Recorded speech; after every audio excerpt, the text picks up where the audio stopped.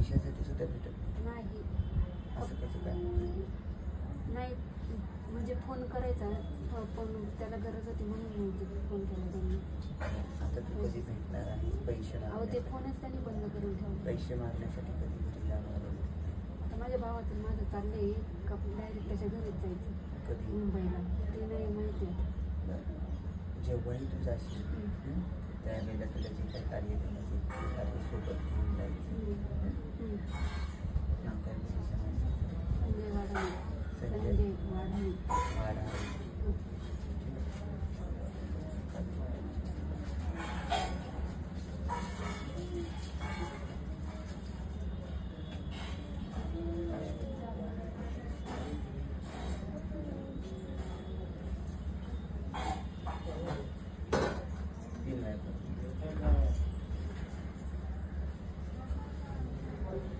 तो पाय दुखते अजून रिलॅक्स बिलाचं रिलॅक्स बिला होत नाही जोर लावायला लागतो. बरं. आणि खाल्लं की लगेच पोट गडगडाट चालू.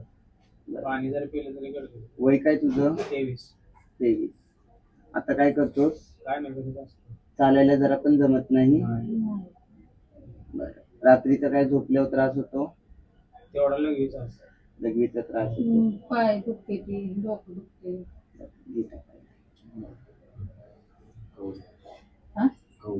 हात असं करा. त्याला उठता बसता येत नाही ना, त्यासाठी तुम्हाला देते. आई आहात ना तुम्ही त्याच्या? विराज हातेकर. योगम शरीर संरक्षण रक्ष योग आता गुरु गुरु स्वाहा अतिदीनं प्राप्त रक्ष बंधुज्ञानं कार्य रक्ष बंधुज्ञानं गुरु गुरु स्वाहा सर्वतंत्रही कार्यानां सर्वतंत्रही योगानां प्राप्त रक्ष बंधुज्ञानं गुरु गुरु स्वाहा.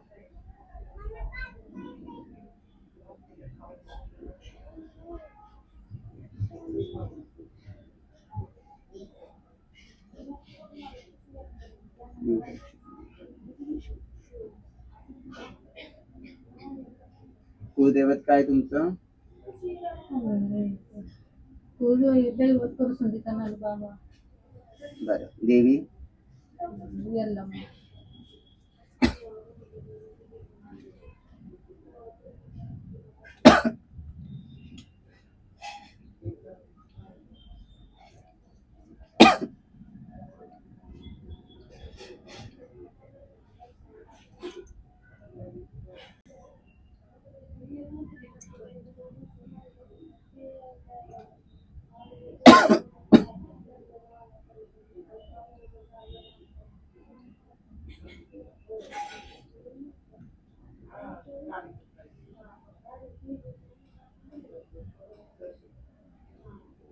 कधीपासून त्रास होतो?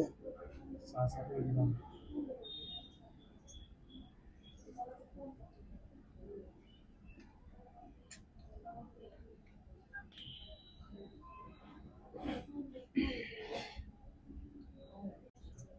जर आमुष्याला याच्या अंगावरून अख्खा पाण्याचा नारळ उतरवून टाकायचा. काय? बिगर सोलता. बिगर सोलता. सर्व देही कार्यानां योग देही प्रत्यानां सर्व रक्षिता ज्ञानं गुरु गुरु स्वाहा. देही कार्यानां ध्यानं नमस्ते. संगतीला जाता तुम्ही? नाही जात. जच्ची आहे आम्हाला. जच्ची आहे. तिकडे मग तुम्ही ह्याला करतात लिम वगैरे करता? नाही काय तसं. का बरं? कोणाला घरामध्ये वारं होतं? ही मुलगीच्या लग्नाच्या आधी. कोणाला? ती आता आलेली मुलगी. तिलाच वारं होतं का? बरं. लग्नाच्या अगोदर मोठी दर्शनी गुरु केला तिला. बरं. ही मुलगी. बरं. तिचं आता झालं, तिचं लग्न झालं, आता तिचं संपलं. आता तुमचं सांगा. हो आमचं म्हणजे आता जात नाही आम्ही गेलेलो रेणुका. बरं. त्याला जागेवरती न्यायचं. रेणुकेला जत आहे तर जतला जायचं. तिथं त्याला नेऊन आंघोळ वगैरे घालून आणायची आणि त्याला एकदा लिंब नेसवायचा. वर्षातून 3 वर्षातून एकदा लिंब नेसवायचा. योगम देहिनं कार्य रक्षितं ज्ञानं शरीर चौकी बंधनं रक्षितं ज्ञानं गुरु गुरु स्वाहा. अजून काय प्रश्न? चालता येत नाही त्याचं एवढंच आहे, दुसरं काय. ठीक आहे. त्याला चालायला आलं पाहिजे. त्याला जो काही शरीराचा त्रास आहे तो आपण ह्याच्यातून देऊ करून. आमचे वडील पण मम्मीला सारखं चिडचिड करते. दोघांचा अजिबात एक मिनिट पटत नाही. बरं. घरातले काय प्रश्न? घरात म्हणजे काय दवाखाना सारखा बुडलोय दवाखान्याला. बाकी काय नाही. कोण नाही काय नाही. कोल्हापूर पर्यंत दवाखान्यात गेला. वास्तु चौकी बंधन मुक्त तंतु ज्ञानम कुरकुरु स्वाहा. वास्तु चौकीला आदर्श तंतु ज्ञानम कुरकुरु स्वाहा. काय नाव तुमच्या मिस्टरांचं? कैलास. योगम दीनम करते तुम कैलास हातेकर योग रक्षक तंतु ज्ञानम कुरकुरु स्वाहा. सर्व देही कार्यानाम योगा तंतु ज्ञानम कुरकुरु स्वाहा. अजून पुढचा प्रश्न? काय नाही पोरगच सगळं मला बाकी काय नाही. बोलणं झालं होतं मला पहिले स्टार्ट. आणि आता तिथे लग्न 2006 झाल्यानंतर तिला 2016 झाला. मोठ्या मुलाचं 35 वर्षी लग्न झालं. नवगावचीच बायको होती, इंजिनिअरिंग. आणि 2 वर्षी कशी तरी 5-6 महिने आमच्याकडे राहिली. मुलाला घेऊन दोघांना घेतली आईवडिलांनी खरं. तिथे कशी तरी राहिली की 4 वर्ष आता येतच नव्हती. दोघांचा संबंधच नव्हता. हा मुलीला जायचा इथून वेळ 6 वर्षाची मुलीला जायचा बघायचा दोघांना करायचं. आता पहिल्या दसऱ्यावर आली काही स्वतंत्र फ्लॅट त्याचा आठवड्यातून 15 दिवसात येते. आता 5-6 महिने झाला मुलीला जमून लागेल. मुलीचा घटस्फोट झाला. तिला पाठच्या मुलीचा घटस्फोट झाला. तिला एक मुली गेली. ती जॉब आपली करते तर तिला आम्ही सांभाळतो. तिला मुलीचा खर्च ती म्हणजे पहिली गोष्ट म्हणजे सून जी गेलेली आहे तिने परत यावं. नाही ती आली पण आम्हाला म्हणत नाही काय. आम्हाला तुमच्याशी तिने व्यवस्थित वागावं. हा. आणि घराचा आजार पण म्हणजे मला आता ज्या मुलीचं तुमच्यापाशी आहे तिचं लग्न झालं होतं ना? झालं होतं 2016. 2016 घटस्फोट झाला. नात्यातच भेटी त्याच्यामुळे ते आपलं झालं असं राहण्यावर घटस्फोट. ती आता ती जॉबला 25,000 रुपये आहे तिला पगार आपल्या. तिची मुलगी 12 वर्षाची. तिला आम्ही आमच्या जवळ येतो करते जॉब. तिच्या मुलीचा ती खर्च फक्त करते खायला प्यायला. म्हणजे माझे मिस्टर शेतकरी खात्यात तिथे आता रिटायर झाले. त्यांना 2-3 वेळा पॅरालिसिस अटॅक आले. पण चालतात फिरतात तिथपर्यंत. आणि मला असा मणक्याचा त्रास आहे. असं आमुषा पौर्णिमा कुठे एकादशी असं भूकंप आता माझ्या भेटते या 25 वर्ष झाले. येतो 1 दिवस राहतो फ्लॅटवर त्याच्यातली. मी पण आईवडील म्हणून द्यायचं नाही, बोलू द्यायचं नाही. म्हणजे आईवडिलांना पैसे देऊ द्यायचे नाही. बहिणीला 2,000 रुपये देत होता तर तो म्हणजे बंद केली. आता वर्ष झाले. आता वर्ष झाली ती आली ना. ती पण 8 महिन्यात एकदा ती जमून आता तो गेलाय. ती लोगावल्या काय ते मग जॉबला आहे. आम्हाला नका का द्यायला मुलीचे पैसे देतील. आहे आम्हाला पोटापुरतं पेन्शन. पण बहाबद्दल बोलायचं नाही. म्हणजे घरातही खूप आहे आजार.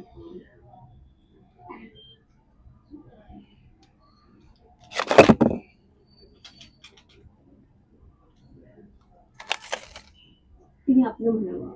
मुलाला तिचं ऐकतो असं होतं. बहिणीला म्हणावं की हे खूप पाहतं बघ त्याचं ते लग्न बी जमलं. तो लग्नाचं नाव आहे. जेवण नाही करत घरात. कोणाचं लग्न जमत नाही? बारका आहे नाही की कोणत्याही चालू आहे. हा बारक्या मुलाचं लग्न जुळावं आणि घरामध्ये सुख शांतता लाभावी आणि पैसा पाण्यात यश आणि तुमच्या सोन्याने तुमच्याशी नीट वागावं. मुलाशी वागावं. थांबा नंतर दाखवा. नाव काय तुमचं? मला विश्वेश्वरी ह्यांनी ठेवले नाव. मला सगळी बेबीच म्हणतात. आधार कार्डला काय नाव आहे मग? विश्वेश्वरी मिसाळ. विश्वेश्वरी मिसाळ. योगतम देहिनम रोक्तातम योग देहिनम कार्यातम ईश देहि रक्षतम ज्ञानम सर्वतम देहि कार्यातम रक्षतम ज्ञानम कुरु स्वाहा. विश्वेश्वरी मिसाळ सर्व कार्यातम ईशं प्राप्त लाभातम रक्ष योगातम ज्ञानम कुरु स्वाहा. अद्यम देहि कार्यम देहि लाभम देहि अनुष्ठ रक्ष योगातम ज्ञानम कुरु स्वाहा. पहिल्या मुलाचा प्रश्न की मुलाचं लग्न ठरावं त्याच्यासाठी ना? नाव काय त्याचं? अभिषेक मिसाळ. वय काय त्याचं? ओम ग्रामदेवताय नमः. ओम ग्रामदेवताय नमः. ओम ग्रामदेवताय नमः स्वाहा. ओम इष्टदेवताय नमः. ओम इष्टदेवताय नमः. ओम इष्टदेवताय नमः स्वाहा. ओम वास्तुदेवताय नमः स्वाहा. थांबा जरा. तुमच्या मिस्टरांचं नाव?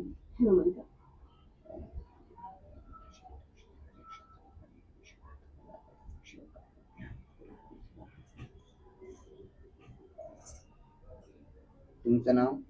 विश्वेश्वरी. म्हणजे नाव चालू घेईलच माझं चालू आहे. पण विश्वेश्वरी आधार कार्ड. सर्वतम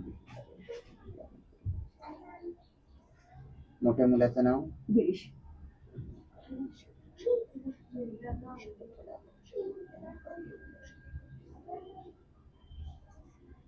मोठ्या सुनेचं नाव?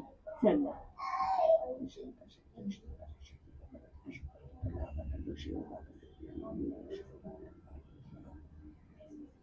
बारक्या मुलाचं नाव? अभिषेक.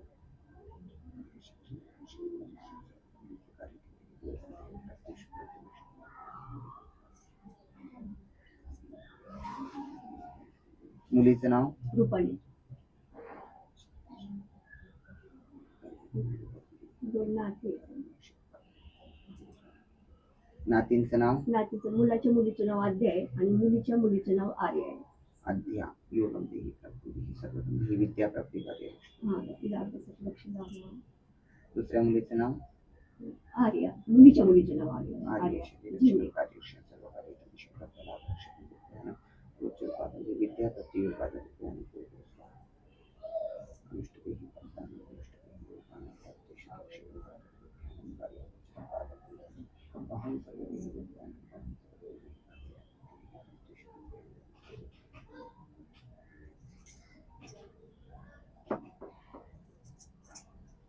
असं आहे. अरे बोले हे चेड आहे म्हणे, हे असं कुठे ठेवलं, त्याला दया देऊन आंघोळ घातला, त्याला शब्द हेच मला जरासं तिथे थोडंसं अडल्याला दिसलं म्हणून विचारलं.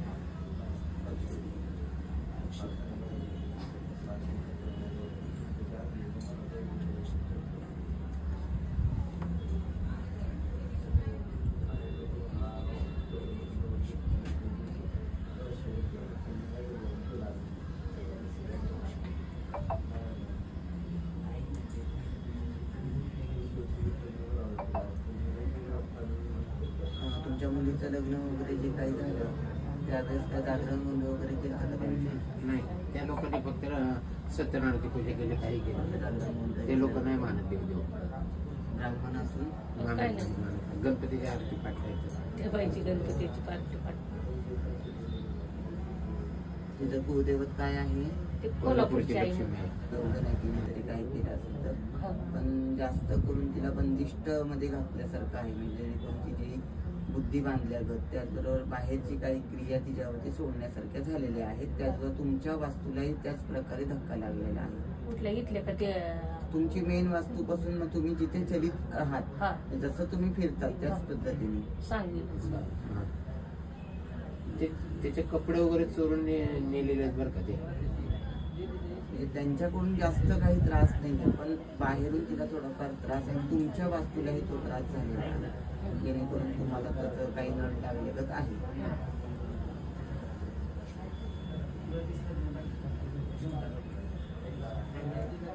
या घरात आल्यानंतर वास्तुशांती वगैरे केली होती का? कलश पूजा फक्त आम्ही केली होती. आम्ही घरात राहायला. करोनाचा काळ होता तेव्हा. या घराची आता नवीन घराची वास्तुपूजा करून घ्यायची आणि साध्या पद्धतीने अगदी साध्या खर्चामध्ये वास्तुपूजा करून घ्या आणि वास्तुपुरुष टाकून द्या. या आता ज्या राहत्या त्या घरात अगदी साध्या पद्धतीने काही 2-3 हजार रुपये खर्च येईल, जास्त खर्च येणार नाही. अगदी तर साध्या पद्धतीने करायची म्हटली तर मोठी काय करत बसायची गरज नाही.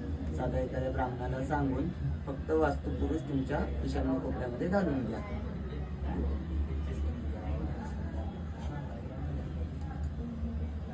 आणि काही सोयी संदर्भातून तुम्हाला थोडंसं बंदिष्ट करण्यात आलेलं आहे. म्हणजे जसं की चौकी बंधन, वास्तुबंधन केलं आहे थोडंफार. आणि जे काय तुम्ही जो सेंद्रिय दगड तो पाण्यामध्ये सोडला, ज्या जागी ज्या वर्षी आता त्याला सोडून किती वर्ष झाली? 5-6 वर्ष झाली. त्या जागी त्याचा थोडाफार नैवेद्य नेऊन द्यायचा त्या गंगेला. तिथं नैवेद्यामध्ये थोडंसं तामसिक असणं गरजेचं आहे. जसं की दही भात, थोडंसं वशाटाचं जेवण जर करत असतात, अंड ठेवलं तर अंड जरी दिलं तरी चालते. दही भात, अंड, रोज हे तामसिक नैवेद्य त्या गंगेला तिथं ज्या जागी सोडलात त्या जागी गंगेला नेऊन अर्पण करायचं.